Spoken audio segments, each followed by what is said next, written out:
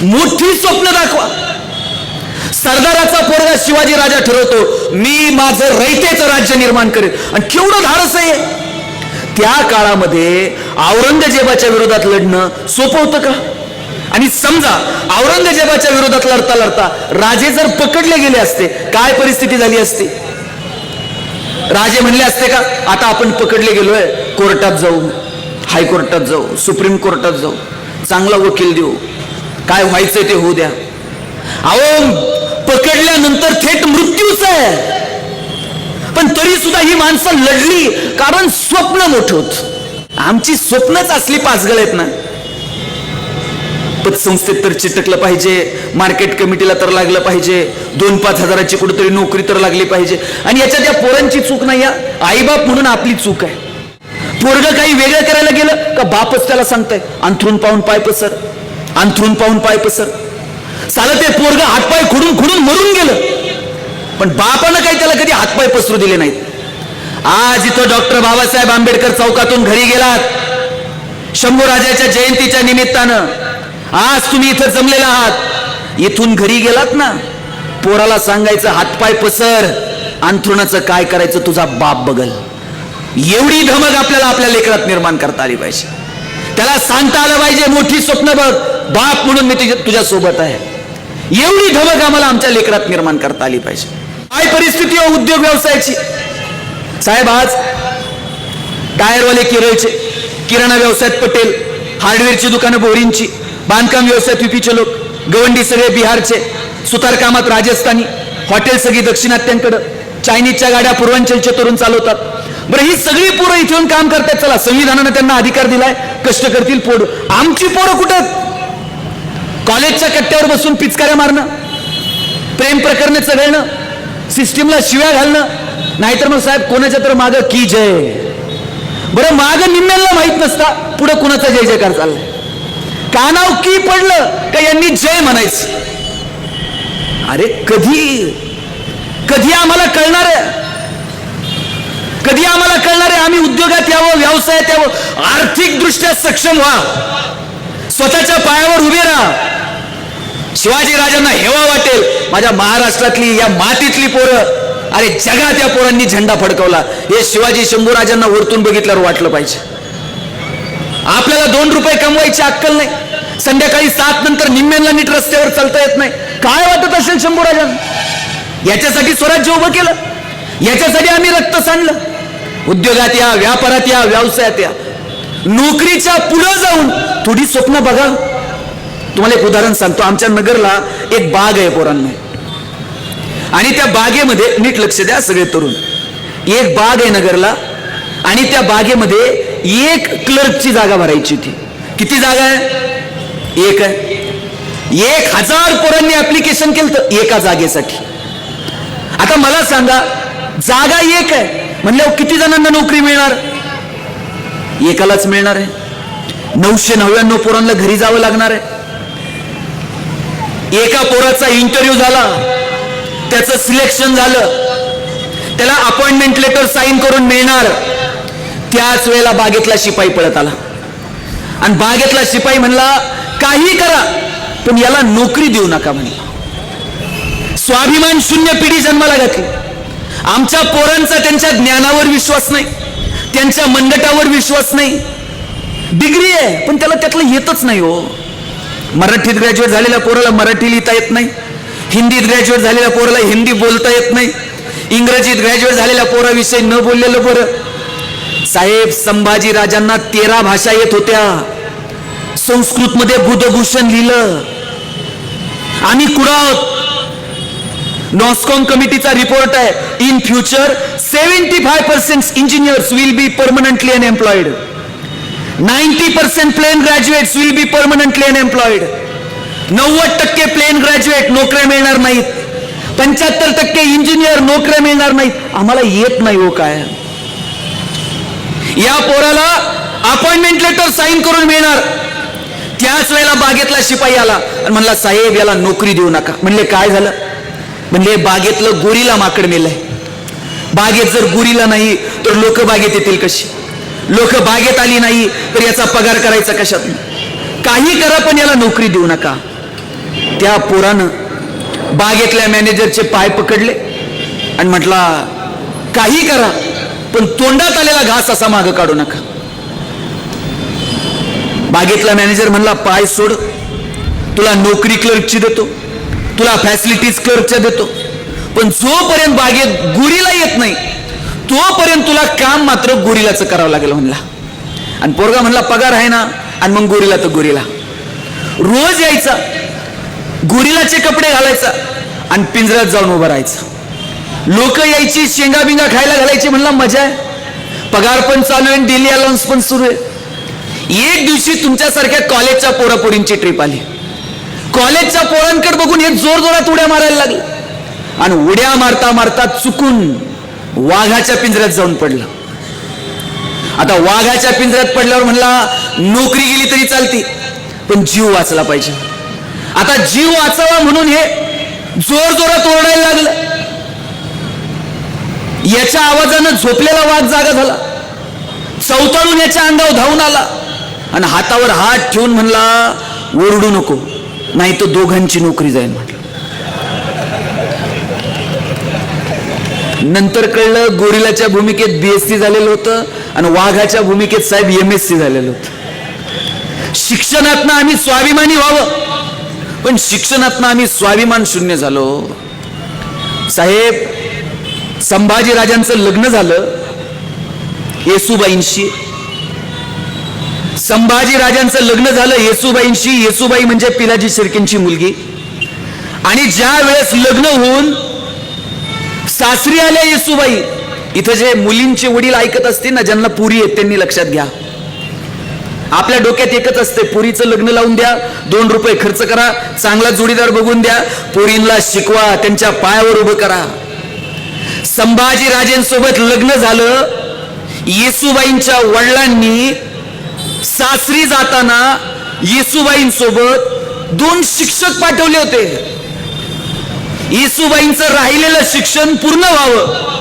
येसूबाई संस्कृत शिकत होत्या. आपल्या पुरीचं संस्कृत शिकणं हे सासरी गेल्यावर पूर्ण व्हावं म्हणून त्या काळात पिलाजी शिर्केंनी येसूबाईंच्या सोबत 2 शिक्षक तिथं शिकवण्यासाठी पाठवले होते. काय दूरदृष्टी होती या लोकांची. आपल्या पुरीनं शिकलं पाहिजे. शंभू राजांनी संस्कृत शिकावं असा जिजाऊंचा आग्रह. संस्कृत शिकले संभाजीराजे आणि ग्रंथ लिहिला बुद्धभूषण नावाचा.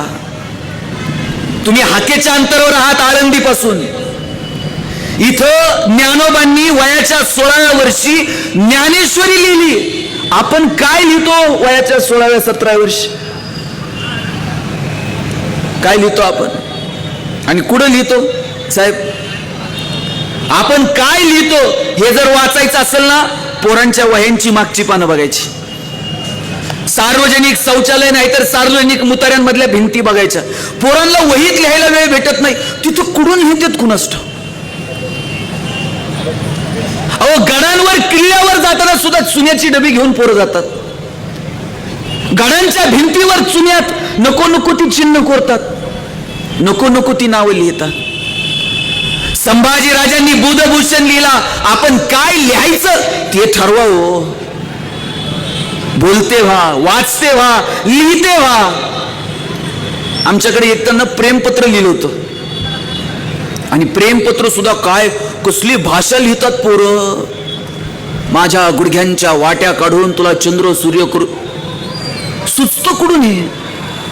डायरेक्ट जन्मालाच कवी म्हणून जन्माला आली ती पोरं.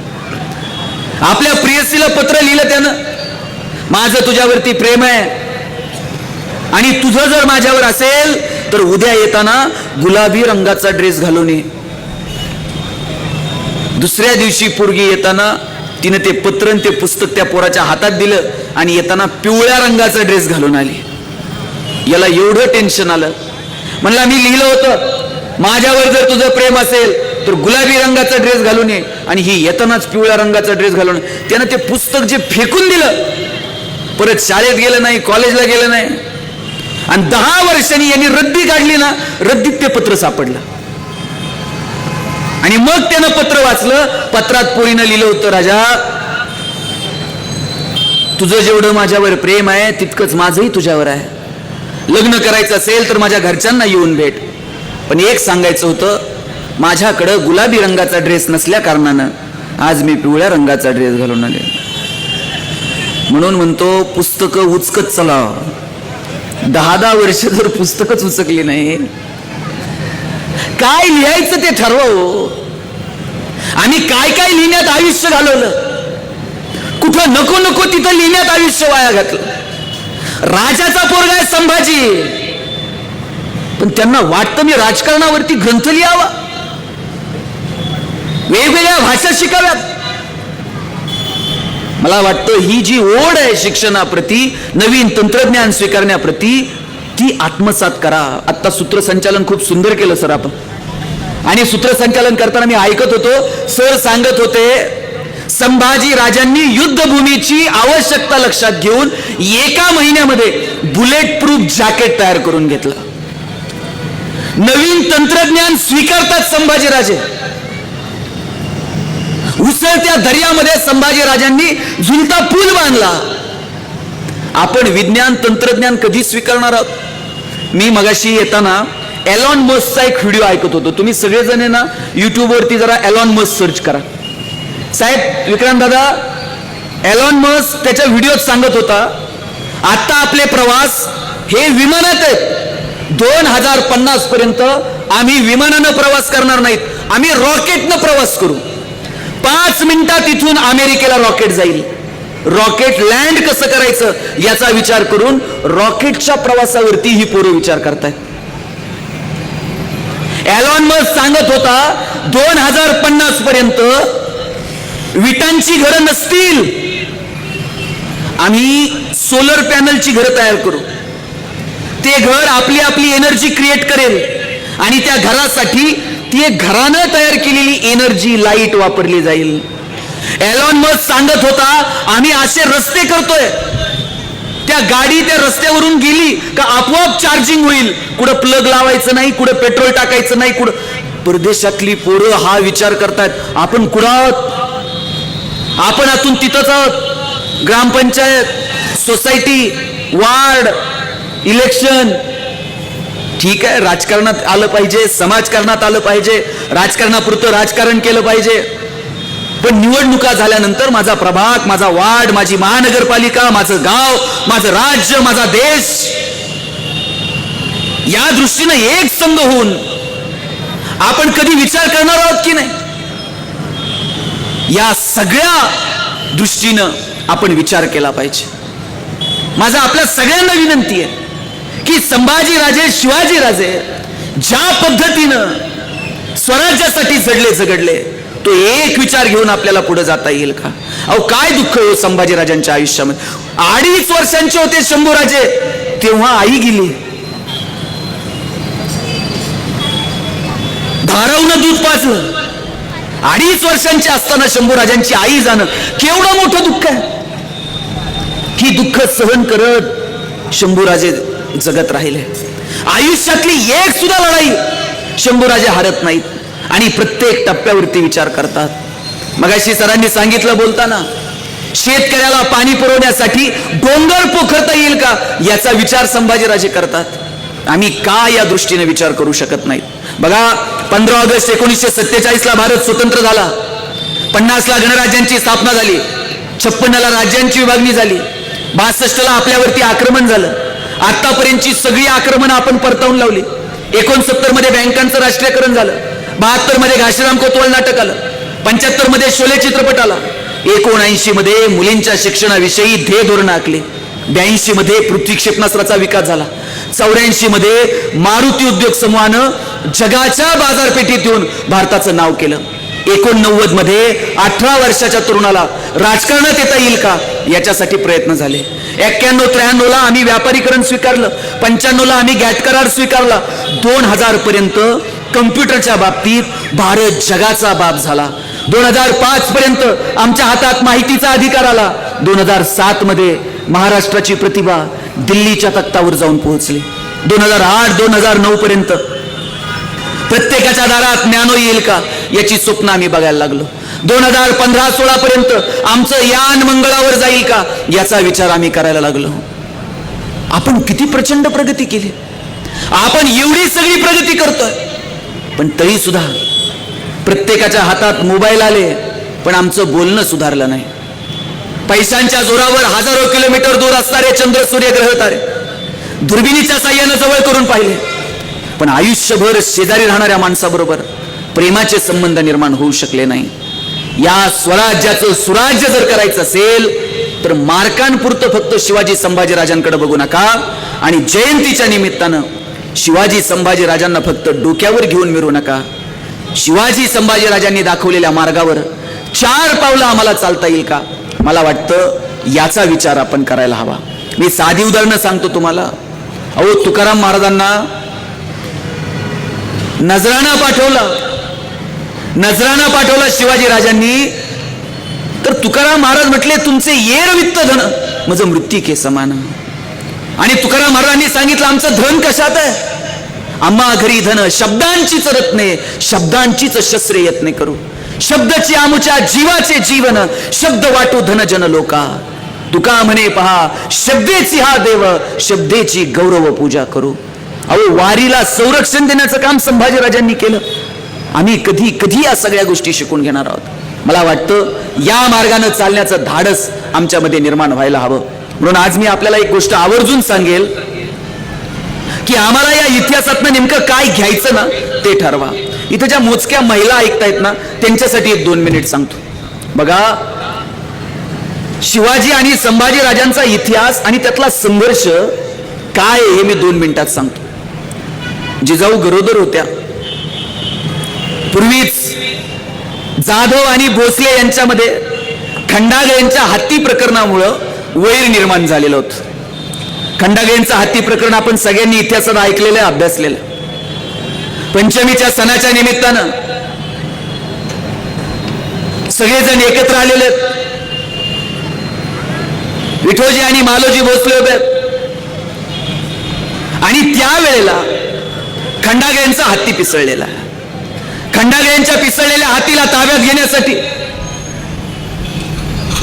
जाधव पुढे गेले आणि दत्ताजी जाधव खंडागळे यांच्या पिसळलेल्या हत्तीला ताब्यात घ्यायचा प्रयत्न करतात. पिसळलेला हत्ती ताब्यात येत नाही हे संभाजी भोसलेंनी पाहिलं आणि संभाजी भोसलेंनी आवाज दिला, जाधव, हत्तीला जर ताब्यात घ्यायचं असेल तर त्याच्यासाठी मनगटात रग लागते. जाधवांच्या मनगटात ती रग नाही. दत्ताजी जाधवानं ऐकलं, ज्ञानातून तलवार काढली आणि पिसळलेल्या हत्तीवरती फिरून टाकली. हत्ती क्षणार्धात खाली कोसळला. खाली कोसळलेला हत्ती बघितला. भोसल्यांनी आवाज दिला, जाधव, मनगटात जर एवढीच खुमखुमी असेल, मुक्या जनावरावर कसला वार करताय? वारच करायचा असेल तर भोसल्यांवर वार करा. दत्ताजी जाधवानं तीच रक्ताळलेली तलवार संभाजी भोसल्यांवर फिरून टाकली. संभाजी भोसलेनं वार हातावरती झेलला. दुसऱ्याच वारात दत्ताजी जाधवाला खाली पाडलं. लखोजी जाधव पळत आले. रक्तामासाचं पोरग असं रक्ताच्या थव्यात कोसळलेलं बघितलं.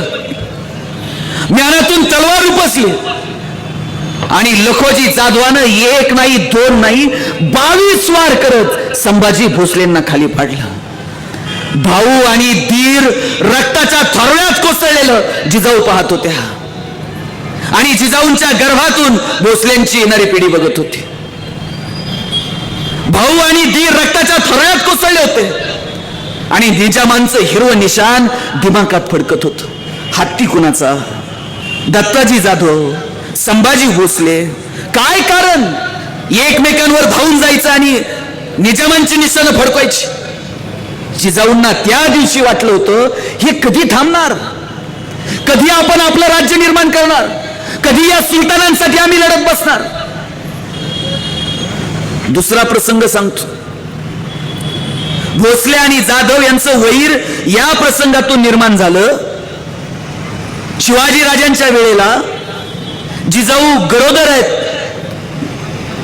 लखोजी जाधव माग लागलेत कुडे शहाजी भोसले आणि गरोदर असणाऱ्या जिजाऊंना इथं तुमच्या जवळ शिवनेरीच्या पायथ्याला विश्वासरावांच्या घरी आणून ठेवलं. विश्वासरावांच्या तिथं आणून ठेवलं आणि लखोजी जाधवाला कळालं की शहाजी भोसले जुन्नर मध्ये, अख्ख्या जुन्नरलाच वेढा घातला. जाऊन उभे राहिले, कुठे आहे शहाजी भोसला? शहाजी भोसले इथं नाहीत, विश्वासरावनं सांगितलं. मग पळून गेले का? अजून ती वेळ आली नाही की भोसले पळून जातील, मग लपून बसले असतील. विश्वासरावने तलवार उपसली, जाधवांनी तलवार उपसली, एकमेकावर धावून जाणार. गरोदर असणाऱ्या जिजाऊ पुढे आल्या. जिजाऊंनी आवाज दिला, आबा किती दिवस एकमेकांवर असे तुटून पडणार? आपण लढायचं, आपण मरायचं आणि यांची निशाणं फडकणार. आबा हे थांबवा हो. जिजाऊंनी आपल्या वडिलांचा हात हातात घेतला, कपाळावर ठेवला आणि सांगितलं, दुश्मनी संपवायची ना, माझ्या कपाळावरचं कुंकू पुसा आबा आणि संपून टाका तुमचं शत्रुत्व. बाप आणि पोरीचं नातं काही वेगळं असतं. बाप स्वतःला चप्पल घेत नाही बघा आत्ता सुद्धा, पण पोरगी कॉलेजला जायची ना, तुला शूज घेऊन देतो. बाप स्वतः सायकलवर जात आहे शेतात, पण पोरगी कॉलेजला जायची ना, तिला गाडी घेऊन देते जायला. स्वतःसाठी रुपया खर्च करत नाही बाप, पण पोरीच्या लग्नामध्ये मात्र असा तुरा काढून मानानं मिरवत असतो. दिवसभर मान खाली नसते, पण पोरीचा हात कन्यादानानंतर ज्यावेळेस जावायच्या हातात देतो ना, त्यावेळेस बाप मान खाली घालतो आणि जावायला सांगतो, तर हाताच्या फोडाप्रमाणे जपली, माझ्या लेकीला जपा. बाप आणि पोरीचं हे नातं हो. जिजाऊंनी लखोजी जाधवांचा हात हातात घेतला, कपाळावर ठेवला आणि सांगितलं, आबा पुसून टाका आणि संपवा शत्रुत्व. लखोजी जाधवांनी जिजाऊला जवळ घेतला आणि सांगितलं, जिजा,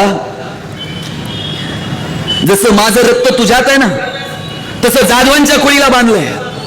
हे शत्रुत्व आमच्या मरणानंतरच संपेल, पण एक शब्द देतो, तुझ्या कुंकवाला हात घालणार नाही.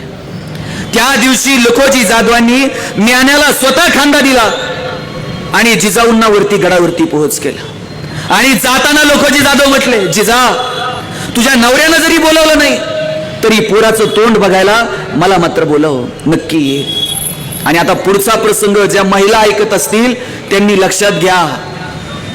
याच जिजाऊंचे वडील लखोजी जाधव आणि जिजाऊंचे 3 भाऊ, आचलोजी, राघोजी आणि यशवंतराव. चौथा होता बहादूरजी, तो आईजवळ थांबला. या 3 भाऊ आणि लखोजी जाधव यांना दरबारात बोलून घेतलं. यांनी मुजरा केला. सुलतान आत निघून गेला. अपमान वाटला म्हणून लखोजी जाधव दरबारातून निघाले आणि ठरल्याप्रमाणे मुकर्रब खान, मोती खान धावून आले.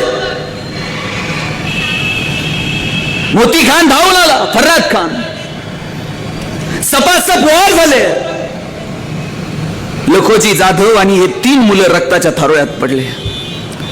एक स्त्री म्हणून विचार करा, ज्या दिवशी जिजाऊंच्या कानावर हे पडलं असेल की माझे 3 तरणेबांड भाऊ आणि वडील यांना सुलतानानं कपटानं बोलून मारलं, माझी आई आणि माझ्या भाऊजया एकाच दिवशी विधवा झाल्या, काय परिस्थिती झाली असेल हो जिजाऊंची. अहो, शहाजी राजांचे भाऊ खिळोजी राजे, त्यांची पत्नी आंघोळीला गेली तर शत्रू सैन्यानं उचलून नेलं. ही परिस्थिती होती साहेब. पोरांनो, ही परिस्थिती बदलावी म्हणून शिवाजी संभाजी राजांनी पुढाकार घेतला. ही परिस्थिती बदलावी म्हणून शस्त्र हाती उचललं. आणि आजही आम्हाला समाज कळलेला नाही. आजही आम्ही एकमेकांना जातीच्या धर्माच्या चष्म्यातनं पाहायला लागलो. या सगळ्याच्या पलीकडे जाऊन एक संघ समाजाची निर्मिती करता येईल का, याच्यासाठी पुढाकार घ्या. ही जी क्षत्रिय युथ फाउंडेशनची सगळी पोरं आहेत ना, पोरांनो, तुम्ही जर असे चौकात उभे असले, रात्रीची वेळ आहे आणि तिथून जर एखादी मुलगी चालली ना, तुमच्याकडे पाहिल्यानंतर तिला सुरक्षित वाटलं पाहिजे. बसमधून पोरी प्रवास करतायत आणि 10 पोरं तिथं आहेत, त्या पोरांकडे पाहिल्यानंतर त्या मुलीला सुरक्षित वाटलं पाहिजे. तर समजावं की आपण शिवाजी संभाजी राजांच्या महाराष्ट्रामध्ये राहतो. आपल्याकडे पाहून जर रस्त्यावरून जाणाऱ्या मुलीला भीती वाटत असेल तर समजावं अजून आपल्याला इतिहास समजून घ्यायचा आहे. अहो, रांजाच्या पाटलाचे हातपाय तोडले शिवाजी राजांनी, हा इतिहास आहे, आम्ही कधी समजून घेणार आहोत.